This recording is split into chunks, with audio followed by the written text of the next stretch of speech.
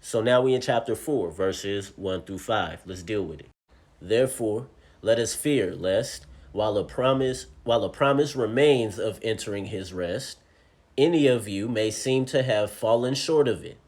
It real quick, in case you guys weren't aware of this or didn't know this, lest means like or else, or like in the event of, or the case of. There's a promise that remains for entering his rest. Okay, entering his Shabbat, we'll say. Now that word right there for rest, the Greek word used is katapausis, and it can, like, according to the lexicon, it can be the Greek way of referring to the Hebrew Shabbat, or the Sabbath day, or like a rest. Not necessarily the day, but like just the idea of Shabbat, rest. Here's my evidence for that in the Thayer's Greek lexicon, katapausis. As you can see in the second definition, it says in the Greek scriptures, the Septuagint, several times it's used for that. Intransitive, a resting or a rest. Hemerites katapausios, which is the day of rest. In other words, the Sabbath. And as you can see right up here, Hebrews chapter 4 and 1, this is how it's being used metaphorically, this heavenly blessedness or resting place with God. That's how it's being used. So the idea is still there. We can say that the Sabbath is being used metaphorically.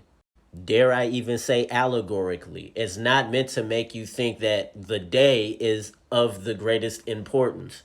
Anyways, continuing on verse 2, for indeed we have had good news proclaimed to us, just as they also. But the word that was heard did not profit those who were not united with faith among those who heard. So I love this right here. What he's doing is he's making that comparison. In the past, when they were coming out of Egypt, a gospel was preached to them. Moses was delivering them because Yahweh had delivered them from the Egyptians, delivered them from slavery. This was the good news. And now Yahweh was going to be their God, and they were going to be his people. He was going to give them his law, and they were going to be that light to the nations. That was the gospel that was proclaimed to them. Now, the author is showing them or demonstrating to them, we have good news preached to us about Jesus, right? And I'm saying us, putting myself in the shoes of the Jewish Christians right here, the Hebrews, right? To whom this was being written to. We also have that good news preached to us. However, he says, it didn't profit those who did not, who heard it, you feel me, and they weren't united by faith. What that means is they heard it, but they did not believe it. And we see that they did not believe it because they encouraged Aaron to do something that was an abomination. They were disobedient. In the same manner, these Jewish Christians had people in their congregation who were the same. They did not believe. They were still with them, but they were trying to encourage them to continue going to the temple, observing the same the festival days, the remaining under the law, trusting in the high priest, right? The human high priest, which is why he's gonna, at the end of this chapter, go into how Jesus is our high priest. He's the forever high priest. But let's keep going. For we who have believed entered that rest. You guys catch that? For we who have believed, we have entered that rest. Just as he has said, as I swore in my wrath, they shall not enter my rest, although his works were finished from the foundation of the world. I understand why the Adventists cannot see that this is an apologetic against their position. It destroys their position. The author says, for he has spoken somewhere in this way concerning the seventh day. And God rested on the seventh day from all his works. And again, in this passage, they shall not enter my rest.